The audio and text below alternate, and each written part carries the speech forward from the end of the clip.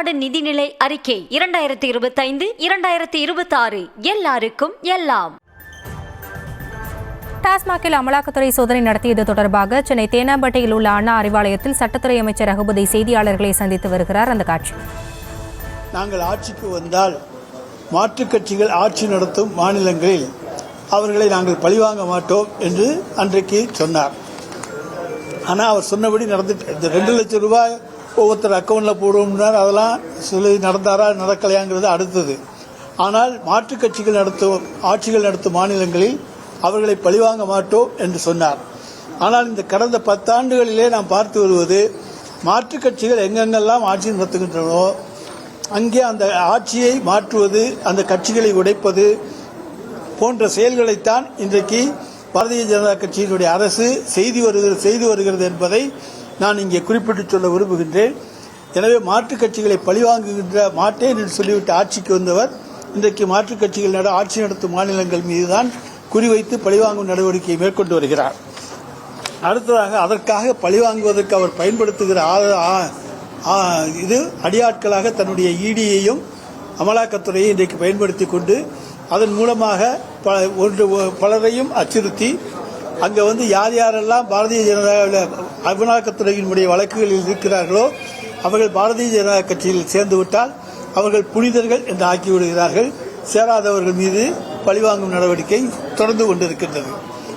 இன்றைக்கு அப்படி பார்க்கின்ற பொழுது மேற்கு வங்காளத்தினுடைய திரிணாமுல் காங்கிரஸை சேர்ந்த சுவேந்து அதிகாரி, அஸ்ஸாம் காங்கிரஸை சேர்ந்த ஹிமந்த் பிஸ்வா சர்மா, மகாராஷ்டிரா முன்னாள் முதல்வர் நாராயண் ரானே, சிவசேனாவின் பாவனா கவாலி, பிரதாஸ் சர்நாயக் ஆகியோர் மீதான சிபிஐ அமலாக்கத்துறைகள் வழக்குகள் போடப்பட்டு அவர்கள் எல்லாம் பாரதிய ஜனதாவில் ஐக்கியமானவுடன் அந்த வழக்குகள் காணாமல் போய்விட்டன. எங்கேயாவது அந்த வழக்குகள் நிலுவையில் உள்ளனவா என்று சொல்ல முடியுமா? எனவே அமலாக்கத்துறையை இன்றைக்கு ஒரு கேடயமாகத்தான் அவர்கள் பயன்படுத்துகிறார்கள் என்பதற்கு இது ஒரு எடுத்துக்காட்டு. இன்றைக்கு காலையிலே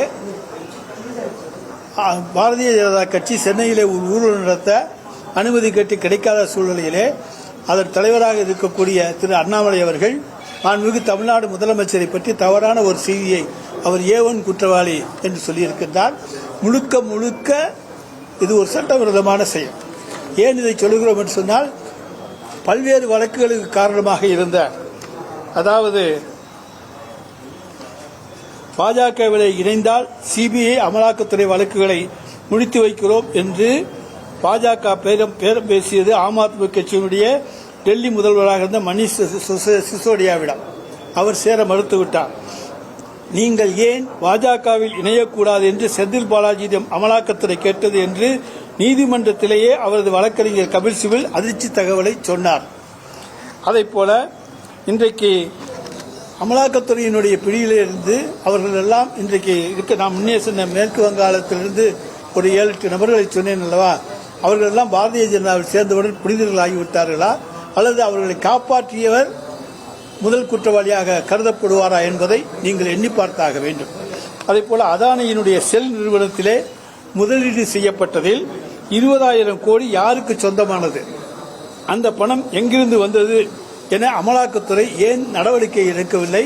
பாரத பிரதமராக இருக்கக்கூடிய மோடி அமலாக்கத்துறையிடம் சொல்லி அதானியுடைய செல் விவகாரத்திலே நடவடிக்கை எடுப்பாரா அல்லது ஒன்றிய அரசின் ஆஸ்தான அடியால் அமலாக்கத்துறை மூலமாக டாஸ்மாக் நடத்திய,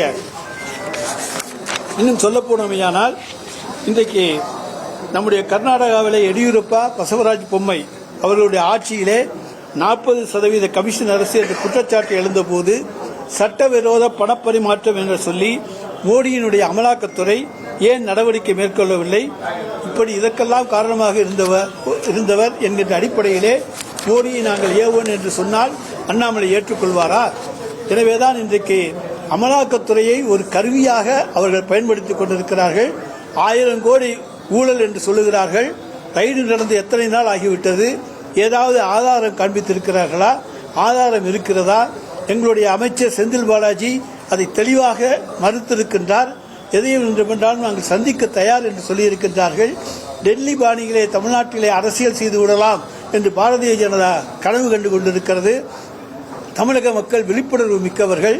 எனவே இங்கே எந்த விதமான பாரதிய ஜனதாவுடைய பாய்ச்சலும் இங்கே செல்லுபடியாகாது என்று நான் சொல்லிக்கொள்ள கடமைப்பட்டிருக்கின்றேன். நம்முடைய பிள்ளைகளுடைய கல்விக்காக ஒதுக்கப்பட்ட 2192 கோடி ரூபாயை பாரதிய ஜனதா கட்சி அரசு மும்மொழிக் கொள்கையை நாம் ஏற்றுக்கொள்ளவில்லை என்பதற்காக இந்தி திணிப்பை வலியுறுத்தி நமக்கு தர மறுக்கின்றது. அதே போல 100 நாள் வேலைவாய்ப்பு திட்டத்தில் ஏறக்குறைய 3000 கோடி ரூபாயை தமிழ்நாட்டுக்கு தர மறுக்கின்றது. ஆனால் இதையெல்லாம் கண்டித்து இன்றைக்கு மாநிலத்தில் இருக்கக்கூடிய பாரதிய ஜனதா கட்சி தமிழ்நாட்டு மக்களுடைய நலனுக்காக போராட தயாரா? போராடினாங்க ஒற்றை இலக்கத்திலிருந்து இரட்டை இலக்கத்துக்கு வருவாங்க. ஆனால் போராடுவதற்கு அவர்கள் தயாராக இல்லை. ஏனென்று சொன்னால் தமிழ்நாட்டு மக்களுடைய நலனிலே அவர்களுக்கு அக்கறை இல்லை என்பதை நான் இதன் மூலம் தெரிவித்துக் கொள்கின்றேன். எனவே இந்த காரணங்களால் இன்றைக்கு அமலாக்கத்துறை நடத்திய ரைடு என்பது தொடர்ந்து இதுபோல தமிழ்நாட்டிலே பழிவாங்கும் செயல்களுக்காக அவர்களை பயன்படுத்துகிறார்களே தவிர அவர்களால் எந்த விதமான குற்றச்சாட்டுகளும் கூற முடியாது. கூறினால் அதை சந்திப்பதற்கு நாங்கள் தயாராக இருக்கக்கூடியவர்கள் தான். எனவே எங்களுடைய மடியிலே கனம் இல்லை, பலியிலே பயம் இல்லை. எனவே நாங்கள் துணிச்சலோடு எதையும் சந்திக்கக்கூடியவர் தான் எங்களுடைய தமிழ்நாடு முதலமைச்சர் அவர்கள். இன்றைக்கு அவர் எல்லாவற்றையுமே தெளிவாக சொல்லியிருக்கிறார். எனவே எதையும் சந்திக்கக்கூடிய ஆற்றல் உடையவர். எந்த தவறுக்கும் அவர் இடம் கொடுக்க மாட்டார், உடந்தையாக இருக்க மாட்டார், துணை போக மாட்டார். தமிழ்நாடு நிதிநிலை அறிக்கை 2025-2026 எல்லாருக்கும் எல்லாம்.